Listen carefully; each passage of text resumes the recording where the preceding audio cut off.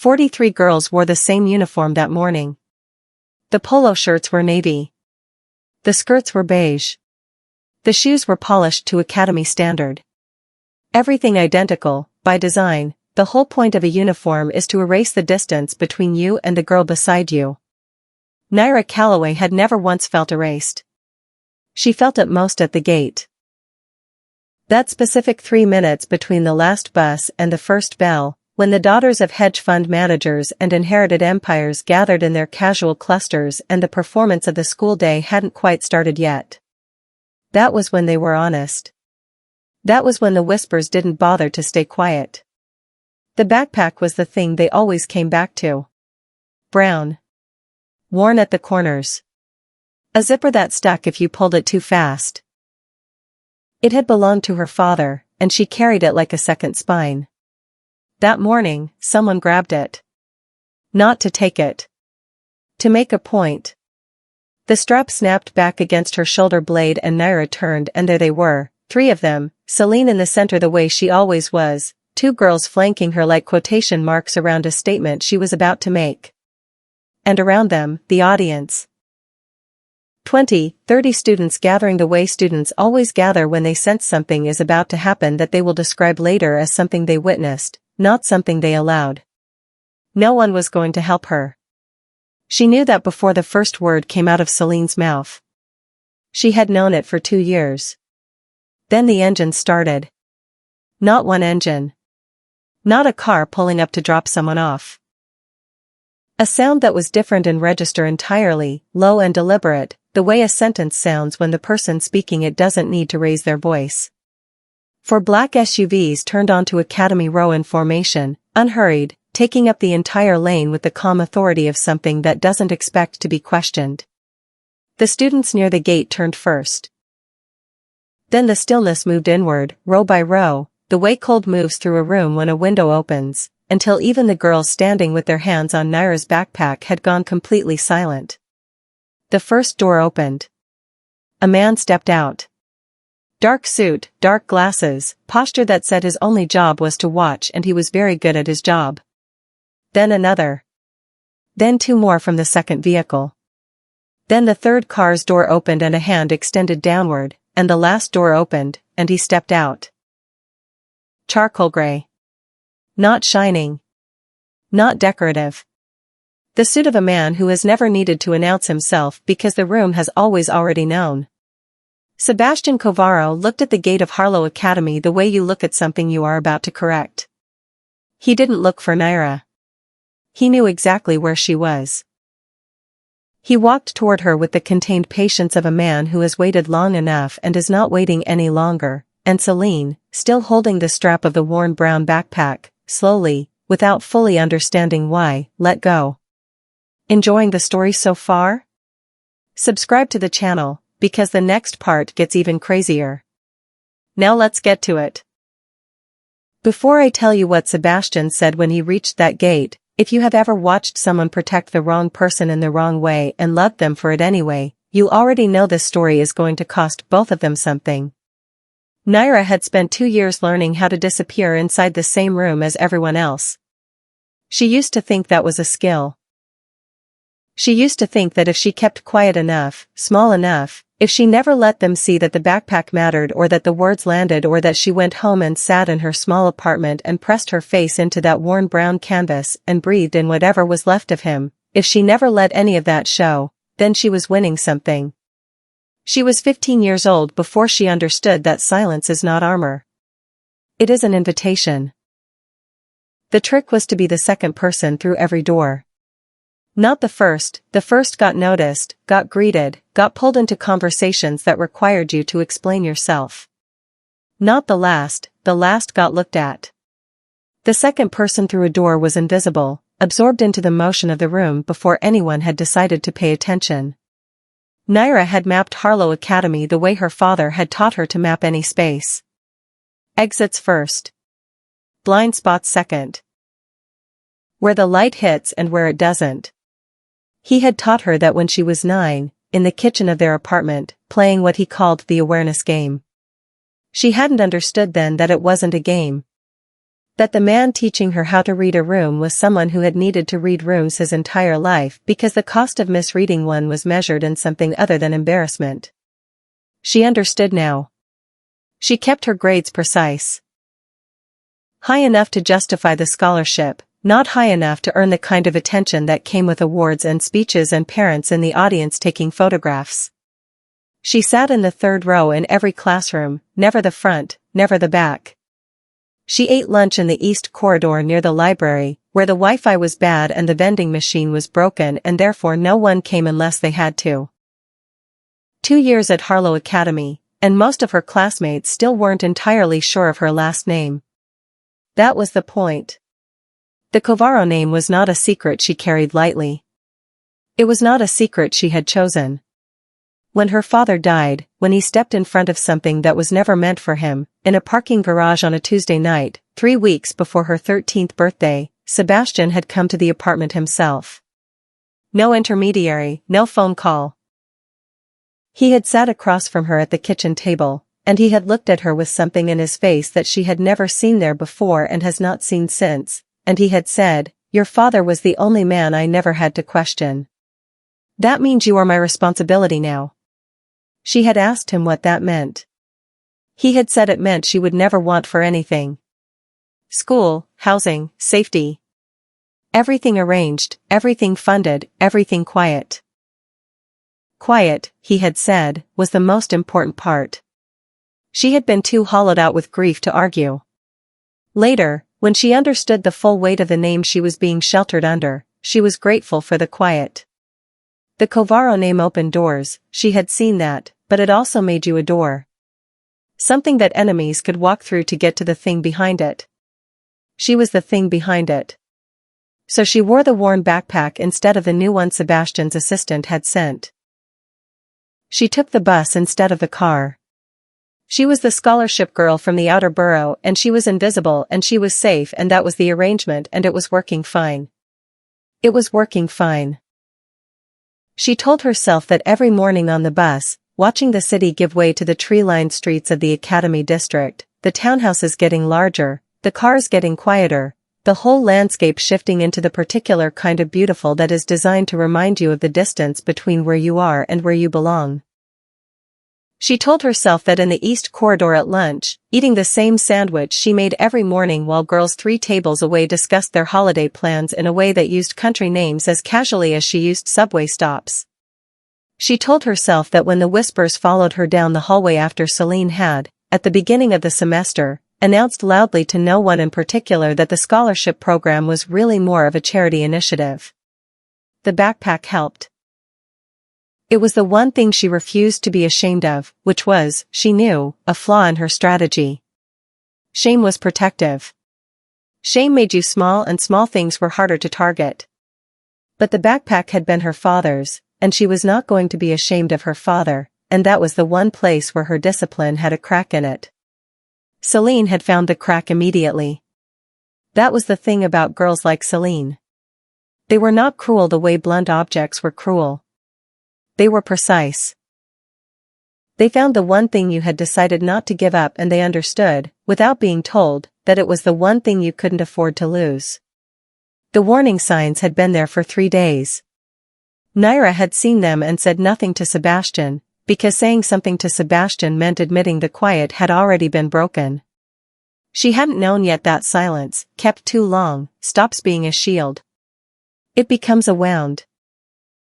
The study smelled like cedar and old paper and something underneath both of those things that Nyra had never been able to name. She had decided, at some point in the past year, that it smelled like authority. Not power, power was louder, more performative, something you felt in lobbies and boardrooms where men needed the architecture to do the work for them. This was quieter than that. This was the smell of a room where decisions had been made for so long that the walls had absorbed them. She came on the first Sunday of every month. That was the arrangement. Sebastian's driver collected her at 7 and returned her by 10, and in the 3 hours between, she sat across from the most feared man in the city and they talked about books, current events, her coursework, and nothing else. Never his work. Never her father. Never the thing that sat between them like a third person in the room, the debt that couldn't be named because naming it would require them to look directly at it.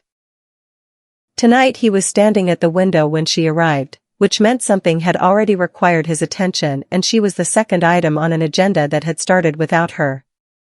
She sat without being asked. That was something he had taught her, though not intentionally.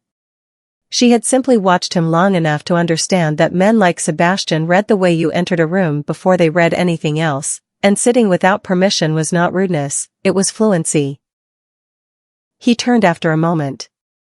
Looked at her the way he always looked at her, that particular quality of attention that felt like being assessed and protected at the same time. "You look tired," he said. "It's Sunday." "I'm always tired on Sunday." "You're tired in a different way." She said nothing, and the silence lasted exactly long enough to tell him something she hadn't intended to say. He moved to his chair and sat, and she watched him set down whatever weight he'd been carrying at the window and pick up the lighter one of being present with her instead, and it was the most human thing about him, that adjustment, that gear change. "School," he said. Not a question. "School is fine." He looked at her. "School is manageable," she revised. "There's a difference." "I know there's a difference. Manageable is better than fine. Fine means nothing. Manageable means I'm handling it." He was quiet for a moment.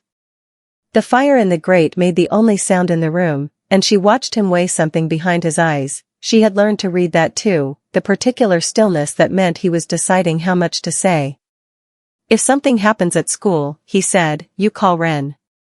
Ren was the number she was never supposed to need.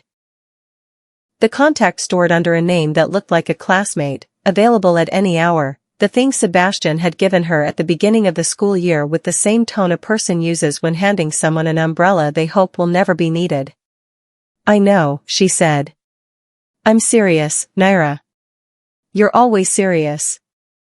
"I'm always right." She almost smiled. He didn't, but something in his expression acknowledged that he had intended that. This was how they were with each other. Careful, orbiting, communicating mostly in the space between the words rather than in the words themselves. She thought sometimes that it was grief that had made them both like this. That her father had been the person who translated between them, and without him they were two people who spoke different languages and had decided to be patient with each other anyway. "The contact rule holds," he said then, and his voice shifted slightly, just enough to signal that they had moved from conversation to terms. "No contact at school. No car. No name. Nothing that connects you to this house or to me. I know the rule. I need you to tell me you understand why the rule exists." She looked at him steadily. "Because visibility makes me a target." "Because visibility makes you a specific kind of target," he said. "There is a difference between someone who wants to hurt a girl and someone who wants to use a girl to send me a message. The second one is more creative. The second one is more patient." The fire settled in the grate. She thought about Celine's hands on her backpack strap that morning and said nothing. "You're safe as long as you're invisible," Sebastian said. "The moment you're not invisible, the rules change. Everything changes." She nodded slowly and looked down at the worn canvas backpack sitting by her feet, the one he had never once asked her to replace, which was the kindest thing he had ever done for her. She should have told him then. She looked up, opened her mouth, and said, "I know." And somewhere in the city, someone who had been watching the Academy's gate that morning opened a laptop and typed a name. Calloway. It started with an invitation. That was the part Nyra should have recognized immediately, because girls like Celine did not invite girls like Nyra to anything. Invitations from that particular tier of the social architecture were not gestures of inclusion. They were instruments. The note appeared in her locker Monday morning, folded into a precise rectangle the way only someone with time and intention folds paper. A study group, it said. The East Library Annex. Wednesday after last bell. Celine's handwriting was looping and deliberate, each letter fully formed, the kind of handwriting that had been practiced until it looked effortless. "Come alone," it said at the bottom. "We want to make things right." Nyra read it twice. Folded it back along its original creases. Put it in the front pocket of the backpack. She knew what it was. She went anyway, because the alternative was waiting for whatever came next, and Nyra had learned from her father that waiting for the next thing was always worse than walking toward it. Wednesday arrived the way bad days always did, unremarkably, disguised as ordinary. The annex was a narrow room at the back of the library that most students used for printing and forgot existed otherwise. 3 long tables, fluorescent lighting that buzzed faintly at the left end, a single window that faced the interior courtyard. Nyra clocked all of it in the 2 seconds she stood in the doorway before she stepped inside. Celine was already there. So were the 2 girls who flanked her at the gate, Priya on the left, Margot on the right, positions so consistent they had started to feel architectural. And 2 others Nyra recognized from the senior class, girls she had no particular history with, which meant they were here as witnesses or as wait. "You came," Celine said, with the satisfaction of someone whose prediction had proven correct. "You asked me to," Nyra said. She stayed near the door.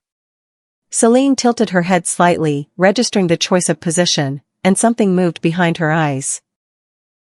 Recalculation, maybe, or just confirmation that Nyra was smarter than she wanted her to be. "We wanted to talk about the scholarship review," Celine said. Nyra said nothing. "There's a conduct review every semester. You probably know that. Academic performance, social integration, community contribution." Celine set a folder on the table between them, thin but official looking, the kind of prop that required preparation. "We filed a report." "About what?" "Disruptive behavior. Academic dishonesty. Misrepresentation of financial circumstances." The fluorescent light buzzed at the left end of the room. Nyra looked at the folder. She understood immediately what it was, not evidence, there was no evidence, but paperwork. Formal, time-stamped, signed by multiple students, the kind of document that didn't need to be true to be effective. The kind of document that required a response, an investigation, meetings with administrators, attention. Visibility. "The financial circumstances one is interesting," Celine said, and her voice had taken on the particular warmth of someone enjoying themselves precisely enough to stay controlled. "Because here's the thing about scholarship students, Nyra. The program requires full disclosure of household income. And someone, not me, obviously, someone noticed that your reported income and your actual lifestyle don't quite match." Nyra's chest was very still. "The backpack's a nice touch," Celine added. "Really committed to the bit." "You don't know what you're talking about," Nyra said. Her voice came out level. She was grateful for that. "I know you take the bus," Celine said. "I know you eat the same lunch every day and you wear the same 3 rotations of clothing and you perform poverty with real dedication. I also know that last month, someone paid off the Academy's East Wing renovation in full." Anonymous donor. She smiled. "Harlow doesn't get anonymous donors, Nyra. It gets named donors, because the whole point of donating here is that everyone knows you did it." The room was very quiet. "Submit the report if you want," Nyra said. "There's nothing in it." "Maybe," Celine said. "But the investigation will be so disruptive, won't it? All those questions. All that attention." She let that land. Then she picked up Nyra's backpack from the table. Nyra hadn't seen her take it, hadn't felt it leave her shoulder, which meant she had been more rattled than she'd let herself admit, and held it at her side with the casual ownership of someone handling something that had already been decided. "Leave a written statement admitting you misrepresented your circumstances and withdraw your scholarship application voluntarily," Celine said.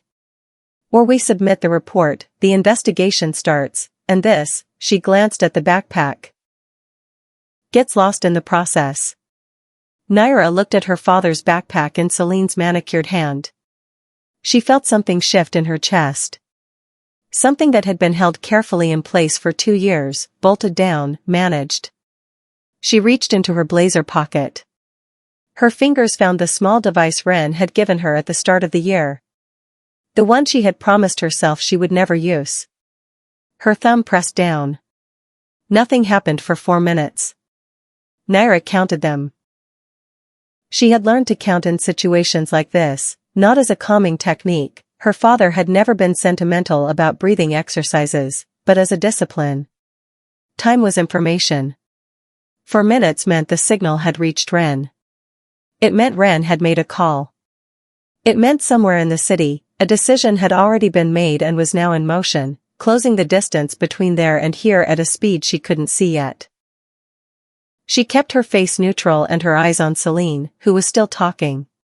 She had stopped hearing the words. Celine noticed, eventually, the way people notice when their performance has lost its audience. Her voice sharpened. Margot said something. Priya moved slightly to the left, redistributing weight, a physical adjustment that meant the room was preparing for something more direct than paperwork. Are you even listening? The first engine reached them through the window. Low. Deliberate. The register of something large moving without urgency because urgency would imply there was something to be uncertain about. Celine stopped mid-sentence. The sound was wrong for the school's interior courtyard, too heavy, too sustained, too many cylinders. Then a second engine joined it. Then 2 more. Priya crossed to the window first. She looked down into the courtyard and then out toward the front gate, and whatever she saw made her take one small involuntary step backward, the kind of step the body takes before the mind has finished processing the instruction. What is that? Margot said. Celine moved to the window. Nyra didn't. She already knew what it was. She stood in the center of the room with her hands still and her breathing even, and she waited for the shape of the next few minutes to reveal itself, because that was what you did when the thing you had tried to prevent had already been set in motion. You stopped managing and you witnessed. Outside, the students had begun to gather. She could hear it even from the annex, that particular shift in ambient noise when a crowd stops moving and starts watching. Individual voices dropping into murmur, the collective intake of something unexpected arriving in a space that had never expected it. It moved through the building in sections, classroom by classroom, the buzz of it traveling down corridors and up staircases until she could feel it in the fluorescent light overhead. There are 4 of them, Priya said quietly. 4 cars. Celine turned from the window and looked at Nyra. For the first time since September, she looked uncertain. Who did you call? She said. Nyra said nothing. She picked up her backpack from the table where Celine had set it down. She had set it down, Nyra noted, sometime in the last 4 minutes without being asked, and she put it over her shoulder and she walked to the door. Nyra. Celine's voice had a new quality in it. Not softness. Something more unsettling than softness. Who did you call? Nyra walked out. The hallways had emptied toward the front of the building the way hallways emptied during fire drills, everyone moving in the same direction by unspoken consensus. She followed the current without joining it, staying to the right, pace measured, and she came through the main entrance doors and down the stone steps and into the open air of the academy's front forecourt just as the last SUV rolled to a stop. They had taken up the entire gate. 4 vehicles, black, armored in the way that wasn't decorative, arranged in a line with the precision of something choreographed not for drama but for geometry. Every angle covered. Every exit accounted for. The students who had been gathered near the gate had redistributed themselves to the edges of the forecourt in that instinctive way crowds redistributed when something entered a space that outranked them. The first door opened. She recognized Ren by his posture before she saw his face. Then 2 more from the second car, then 1 from the third, and they arranged themselves without instruction into a formation that was not aggressive but was absolutely, unmistakably, final. The last door opened. Sebastian Covaro set 1 foot on the ground and then stood to his full height, and the forecourt went so quiet that Nyra could hear the gravel under his shoes as he walked toward her. He didn't look at the students. He didn't look at the building. He looked only at Nyra, with an expression she had never seen on his face in 2 years of Sunday evenings, not anger, something older and colder than anger, the face of a man who had given the world very specific instructions and had just discovered they had been ignored. He stopped in front of her. His eyes moved once to the backpack strap, to the red mark the snap had left on her collarbone 3 days ago that she had not mentioned and had not known he could see. He turned. Celine was standing on the steps. "You touched," Sebastian said, with the patience of someone who only ever has to say a thing once, "what belongs to me." The silence that followed was the loudest thing Nyra had ever heard. Then, from somewhere near the second SUV, Ren spoke quietly into his phone, and Nyra caught only 3 words before the world she had so carefully constructed around herself finished falling down. "Find the file." She didn't sleep. Not because she was frightened. The fear had burned itself out somewhere between the forecourt and the car ride back, leaving behind the particular exhausted clarity that comes after adrenaline finishes its work. She lay in the bedroom of Sebastian's estate that had been hers for exactly 1 night, staring at the ceiling, and she thought about the way Celine's face had looked on those steps. Not humiliated. Not angry. Afraid. Nyra had spent 2 years being afraid in that building, a low-grade constant fear that she had managed so well it had almost stopped feeling like fear and started feeling like personality. She understood, lying in that unfamiliar bed, that she had made an error in her model of the situation. She had assumed the goal was survival. She had been optimizing for endurance when endurance was never going to be enough. Her father would have seen that earlier. She was up before 6. Dressed by 6:15. She came downstairs to find Sebastian already in the kitchen, not cooking. Sebastian did not cook, but standing at the counter with coffee and the particular quality of stillness that meant he had also not slept, or had slept the way he always slept, briefly and without fully letting go. He looked at her. "The car will take you," he said. "I can take the bus." "The car will take you." She understood this was not a negotiation. She sat down and drank the coffee his assistant had already poured and said nothing more about the bus, and they sat together in the kitchen in the early gray light with the city still quiet outside the windows, and Nyra thought about how strange it was to feel both more protected and more exposed than she had ever felt in her life, simultaneously, like 2 weather systems occupying the same sky. The car arrived at 7:40. It was not subtle.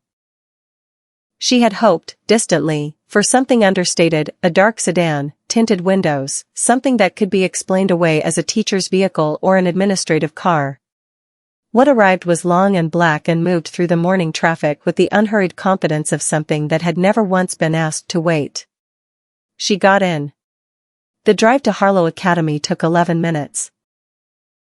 In those 11 minutes, her phone received 4 messages from numbers she didn't recognize, which meant word had already moved through the school's network overnight, and she thought about the way information traveled in places like Harlow, not like fire through dry grass the way it moved in ordinary schools, but faster, more targeted, the way it moved in networks where the currency was not gossip but leverage. The car turned onto Academy Row at 7:53. She saw them before the car stopped. A cluster near the gate, smaller than usual, tighter, the body language of people who had received information they were still processing. Celine was not at the center this time. Celine was to the left, slightly back, her phone held at her side rather than in her hand, which meant she wasn't performing for an audience this morning. She was waiting. The car stopped. The driver opened her door. Nyra stepped out into the morning air with her worn brown backpack over one shoulder, and she walked toward the gate, and the students parted in the particular way that crowds part, not dramatically, not all at once, but gradually, each person adjusting their position by small degrees until a path existed that hadn't been there before. She walked through it. She was almost at the entrance when she heard it. Priya's voice, low and tight, speaking to Margot in the tone of someone delivering bad news they are still absorbing themselves. "My father got a call this morning. 7 a.m. Their firm lost the Kellner account." Nyra kept walking. Kellner is 30% of their revenue, Priya said. She pushed through the entrance doors. By second period, the information had fully circulated. She heard it in fragments, the way you hear a story when you're receiving it from multiple directions at once. Margot's family's hotel chain had lost its primary linen supplier, contract terminated without explanation. The Alderton family, whose daughter had stood in the annex as a witness, had received notice that their building permits for a new development were under review. Nothing criminal. Nothing loud. Just the quiet, systematic withdrawal of infrastructure, the specific kind of damage that didn't make headlines but restructured a family's next 5 years. Sebastian's fingerprints were nowhere on any of it. They never were. At lunch she sat in the east corridor out of habit, unwrapping the same sandwich, and she noticed that no one walked past without looking at her. Not mockingly. Not curiously. Carefully. Like she was something they were recalibrating their understanding of. She was halfway through eating when Celine sat down across from her. Not with the two girls. Alone. She set her phone face down on the table, which meant she wasn't recording, and she looked at Nyra with an expression that had been stripped of everything performative, and she said, very quietly, "Who is he?" Nyra looked at her for a long moment. Then her own phone buzzed. A message from a number she recognized as Wren's. They found the file.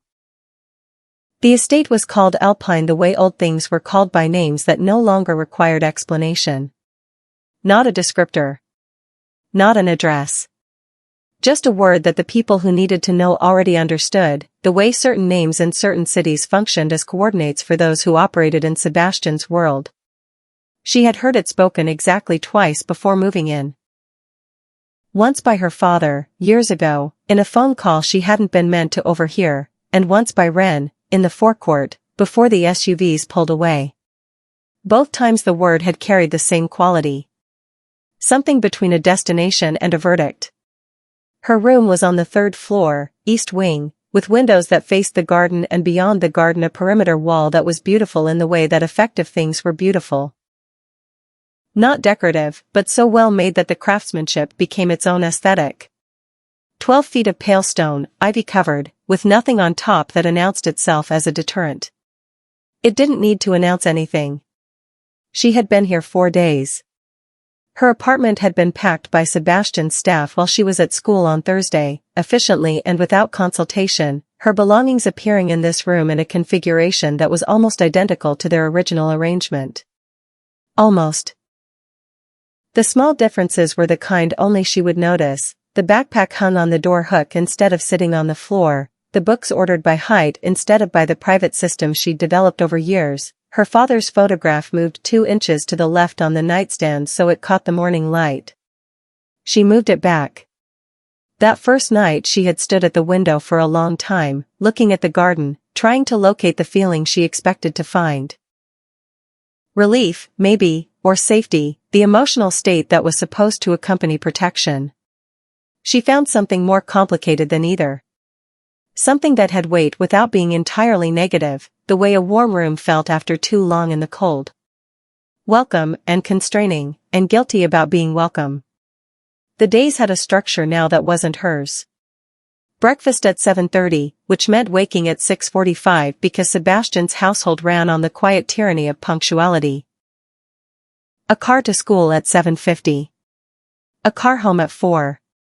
Dinner at 7, which was not mandatory but was expected in the way that most things in Sebastian's house were expected, not through explicit instruction but through the architecture of the routine itself, the single place set across from his at the long table, the way his assistant mentioned it at 4:15 with the neutrality of a reminder rather than an invitation. She went to dinner. She went because her father had taught her that the people worth understanding were the people you ate with, and because she was beginning to suspect that Sebastian, for all his precision and his silence and his talent for making rooms rearrange themselves around his presence, was also, in some way she hadn't fully mapped yet, as uncertain about this arrangement as she was. He showed it in small ways. The books that appeared on the hallway table outside her room, no note, just left there. A history of the city, a novel she had mentioned once in passing 6 months ago, a collection of essays by someone her father had admired. The adjustment to the household schedule she discovered accidentally on day 3, when she overheard his assistant confirm that the kitchen would now stock the specific tea she preferred, which she had never told anyone in this house she preferred. He was trying. She found that more disorienting than indifference would have been. On the 4th evening she came downstairs after dinner to find the door to his study open, which it never was, and him inside at his desk, working, and she stood in the doorway for a moment before he looked up. "You want to go back," he said. "Not a question." "I want to be the one who decides," she said. He considered that. Set down his pen in the specific way he set things down when he was giving a conversation his full attention, completely, no residual motion. "The file Wren mentioned," he said. "Someone compiled information about you before the annex. Your schedule, your habits, your route to school." It wasn't Celine. The hallway was very quiet behind her. "Celine is a 15-year-old girl with a cruel streak," he continued. "Whoever built that file is not." She thought about the laptop. The name typed into the search field the night of the Sunday visit, the thread she didn't know she'd been pulling. "A rival family," she said. Sebastian's expression didn't change, but something behind it did. "Your father knew something," he said quietly. "The night he died. He was bringing me information about the Vasson family, and he never arrived." The fire in the grate was the only sound in the room. "What information?" she said. Sebastian looked at her for a long moment, with the face of a man deciding whether the truth was a door he was ready to open. "That they had someone inside my organization," he said. "And you still don't know who?" He said nothing. Which was its own answer. The field trip had been scheduled for 6 weeks. The Natural History Museum, 3rd floor, the Eastern Civilizations exhibit, an assignment for AP World History that Nyra had actually been looking forward to, before the world rearranged itself into its current configuration. She had read the exhibit catalog in advance. She had made notes. She had been, for approximately 4 days in October, a normal 15-year-old with a genuine interest in ancient trade routes. That version of the morning no longer existed. Sebastian had reviewed the trip details on Wednesday evening, spreading the itinerary across his desk with the same focused attention he gave to documents she suspected were significantly more consequential. He had identified 3 concerns. The loading bay entrance on the museum's south side, the 40-minute free exploration window, and the route the buses took through the underpass on Kellner Street, and he had communicated these concerns to Wren, who had made adjustments she was not fully informed of but understood were in place. She was not comforted by adjustments she couldn't see. The bus left at 8:15. She sat in the 3rd row on the right side, which gave her a sight line to the door and a window she could assess without turning her head. Old habits. Her father's habits, absorbed so early she could no longer distinguish them from instinct. Celine sat 4 rows back and said nothing to her. Since the East Corridor conversation, Celine had maintained a careful, watchful distance. Not hostile, not friendly, the specific neutrality of someone who had received new information about the terrain and was revising their map before moving again. Nyra found it almost restful. The absence of performance was its own quiet. The museum was what museums always were in the morning, that particular institutional calm of high ceilings and low voices, the smell of climate-controlled air and something faintly mineral. She moved through the first 2 floors with her class, took notes she didn't need, answered a question from the teacher that made the girl beside her glance over with mild surprise. At 10:45, the free exploration window opened. She moved toward the Eastern Civilizations exhibit on the 3rd floor. Not because she had forgotten Sebastian's concerns, she hadn't, she carried them the way she carried everything, close and quiet. But because she had made a decision on the bus that morning that she was going to inhabit her own life for 40 minutes and be a girl looking at artifacts from ancient trade routes and not a variable in someone else's security calculation. She was reading a placard about the Silk Road when she noticed the man. He was not reading anything. He was standing near the eastern stairwell with a museum badge on his lapel and the posture of someone who had not come to look at exhibits. She had seen that posture before. She catalogued it the way her father had taught her, feet at shoulder width, weight forward, eyes moving in the pattern of someone tracking rather than browsing. She did not look at him directly. She moved to the next display case, angled so the glass gave her a partial reflection of the room behind her, and she counted him by the stairwell. A second man near the elevator bank who had been there when she arrived and had not moved toward a single exhibit in 11 minutes. A third near the entrance to the connecting gallery, which meant the eastern stairwell, the elevator, and the gallery entrance were all covered. 3 points. A triangle. She was at the center of it. Her hand moved to her blazer pocket. Empty. She had given the beacon to Ren after the forecourt, and he had replaced it with a phone with a single contact already open. She found it now without looking down. Her thumb hovered. The man by the stairwell took one step toward her. She walked. Not running, running was a signal. Running told every person in a room that something was wrong and gave the people causing the wrong a reason to move faster. She walked with the deliberate, unhurried pace of someone who had simply decided to look at something in a different part of the room, and she moved away from the triangle's center toward the one gap she'd identified, the northeast corner, where a temporary partition had been installed around a restoration project, creating a narrow corridor that wasn't on the public floor map. She had read the exhibit catalog. She knew about the corridor. She was through the partition and moving fast before the man by the stairwell had fully processed her direction. The corridor was dim and smelled of plaster, and it ended at a fire door with a push bar that would trigger an alarm when she opened it. She pushed it. The alarm was loud and immediate, and she was already on the exterior staircase and moving down when she heard the door above her open, and then a voice she recognized stopped her completely. Not the man from the museum. Someone she had seen before. Someone she had seen in the only photograph her father had kept face down in the apartment's kitchen drawer, the one she had turned over exactly once when she was 12 and had never touched again. She turned slowly. The man on the staircase above her smiled. "Your father," he said pleasantly, "owed my family something. I've come to collect from you instead." The dress was not her idea. It had arrived Thursday morning on a garment rail, accompanied by a handwritten note from Sebastian's assistant that said only, Saturday. 8 o'clock. The Harlow Meridian. Below that, in Sebastian's own handwriting, she recognized it from the study, from the margins of books he'd lent her, a single line. "You don't have to perform. You only have to arrive." She had stood in front of it for a long time. Deep navy, almost black and low light, structured at the shoulder and clean through the body, the kind of dress that had been made for a specific person rather than a general silhouette. Not shining. Not decorative. The dress of someone who didn't need the room's attention because the room's attention was already settled. She understood what Saturday was.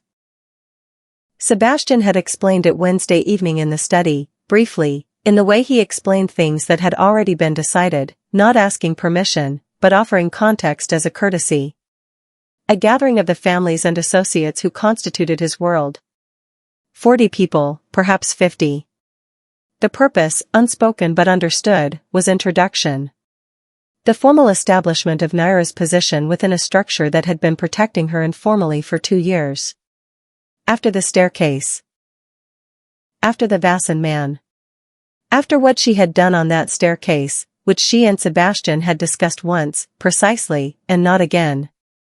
The Meridian was on the 42nd floor of a building that looked, from the outside, like a financial institution, because it was. The event space was accessed through a private elevator that required a key, and the key was in Ren's jacket pocket, and Ren was beside her when the elevator doors opened at 7:58. She stepped out. The room was already full, and it rearranged itself the way Sebastian's rooms always rearranged, that subtle redistribution of attention that moved through a crowd when something worth attending to had arrived. She felt it without meeting anyone's eyes, a shift in the ambient noise, conversations finding natural pauses, faces turning by degrees. She kept her chin level. She kept her hands still. She found the far window and walked toward it with the pace of someone who knew exactly where she was going, and the crowd adjusted around her passage, and she heard, in her peripheral awareness, the specific quality of silence that meant she had been recognized by people who recognized such things, and that recognition was the correct one. Then she saw the catering staff. They were arranged along the east wall in the formal configuration of hired service. White shirts, black trousers, trays held level at shoulder height. She almost didn't register them. Then one of them turned and the profile resolved into a face she knew. Priya. Nyra looked along the line.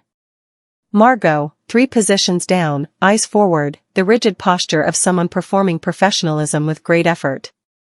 The girl from the annex whose name she had never learned.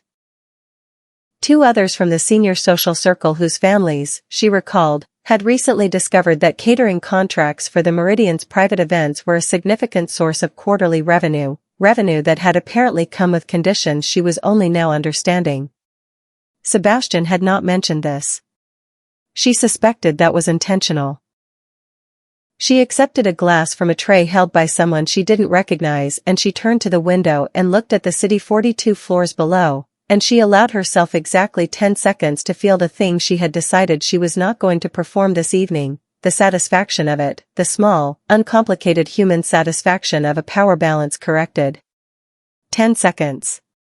Then she set it down and turned back to the room. The evening moved with the formal rhythm of these events, conversation in careful register, the language of people who discussed significant things by discussing other things entirely. She was introduced 3 times by Sebastian himself, each introduction brief and precise. Nyra Calloway, who is under my protection. The phrasing was deliberate. Not ward, not daughter, not dependent. The specific vocabulary of his world, which meant something she was still learning to fully read but understood well enough to know it was absolute. At 9:15, Celine arrived. Not a staff. As a guest, her father had interests that overlapped with 2 of the families present, which Nyra had not known and Sebastian, she suspected, had known precisely. Celine came through the elevator in a green dress and scanned the room with the practiced social efficiency of someone who had been attending events like this since childhood, and her eyes found Nyra's and stopped. Nyra looked back at her. Not with warmth. Not with hostility. With the simple, level acknowledgement of someone who had nothing left to prove in this particular room, and both of them understood it simultaneously. Celine looked away first. At 9:47, Sebastian appeared at Nyra's shoulder, a rare thing. The studied distance he maintained in social situations collapsed for just a moment, and he said, very quietly, close enough that only she could hear, "There's someone here who knew your father." She turned. An older man stood near the bar, watching her with an expression that was not the careful neutrality of Sebastian's associates. It was grief.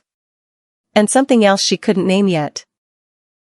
Something that looked, the longer she looked at it, dangerously like guilt. His name was Aldrich Voss. Sebastian said it quietly, the way he said things that carried weight, not dramatically, not with the pause of someone building toward revelation, just the name, offered plainly, and then a half step back to give her room to receive it. She knew the name. Not from Sebastian.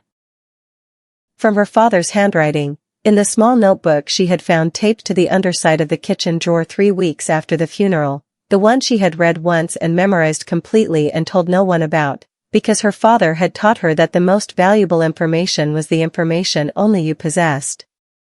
Aldrich Voss. Inside. Confirm before moving.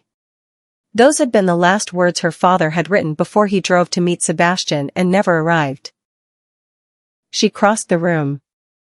Voss watched her come with the expression she had clocked from across the space, grief, and guilt, and underneath both of those something that was trying to decide whether to be relief. He was in his 60s, broad through the shoulder in the way of men who had once been physically formidable and still carried the architecture of it. His drink was untouched. He had been waiting all evening, she understood. Not for Sebastian. for her. You have his eyes, Boss said, when she stopped in front of him. I know, she said. Tell me what you know about the night he died. Not a request. She had learned that register from 2 years of Sunday evenings, the specific tone of a question that has already decided it will receive an answer. Boss looked at her for a long moment. Then he set his untouched drink on the nearest surface and said, I was the one who told the Vassans your father was coming. The room continued its event around them, 40 people in conversation, crystal and low music and the city 42 floors below. None of it touched the small, absolute silence that had formed between her and this man. I didn't know what they would do, he said. I thought, it doesn't matter what I thought. I had been telling myself for 2 years what I thought and none of it changes the morning you woke up without a father. She breathed in slowly. She was 15 years old and she was standing in a room full of powerful people and the man in front of her had just handed her the answer to the question that had been sitting in her chest like a stone since she was 13, and she felt, not what she expected to feel. Not the clean catharsis of resolution. Something more complicated. Something that required more of her than rage would have. Does Sebastian know? She said. He will, Boss said. After tonight I am going to tell him everything. I came here to tell you first because you deserve to hear it from a man looking at your face, not from a report on someone's desk. She looked at him for a long time. Why now? She said. Because the Vassan family moved against you at the museum, he said. And I spent 2 years justifying silence and I watched them come for a 15-year-old girl and I understood that silence had become a different thing than I'd been calling it. She thought about her own silence. 2 years of it. The bus instead of the car, the worn backpack, the east corridor, the not telling.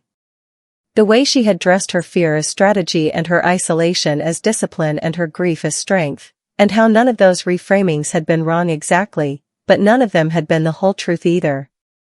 She said, You're going to tell Sebastian everything. Tonight. And then you're going to tell him about whoever in the Vassan network was coordinating the museum. All of it. Yes, Boss said. And you're going to do it, she said, because it's right. Not as a transaction. Not to settle a debt with me or with my father's memory. Because it's right. He looked at her with the grief still in his face and something new beside it now. You are, he said quietly, exactly what he would have wanted you to be. She left him there and walked back through the room. Sebastian was at the window where she had stood earlier, and he turned when she approached, and she saw him read her face with the swiftness of someone who had been watching the conversation from across the room and had understood most of it and was waiting for the rest. Boss will come to you tonight, she said. Listen to everything. Sebastian studied her. Nyra. I'm all right, she said. And then, because it was true and because she had decided that the people worth understanding were worth being honest with, I'm going to be all right. He looked at her for a long moment with the expression he rarely allowed, not the authority, not the precision, but the thing underneath both of those, the thing that had sat across from her at a kitchen table when she was 13 and made a promise he had kept in every way he knew how. I know, he said. She turned and looked at the room. The city below. The 40 people who now knew her name. She thought about her father, who had taught her to count time as information and read rooms like maps and carry silence like armor. She thought about everything he had given her that she had almost spent 2 years pretending she didn't have. She reached down and adjusted the strap of the worn brown backpack she had carried up in the elevator, the one that didn't match the dress, the one that had never once needed to. She was Nyra Calloway. She was 15 years old. And she was, in every way that mattered, exactly where she was supposed to be.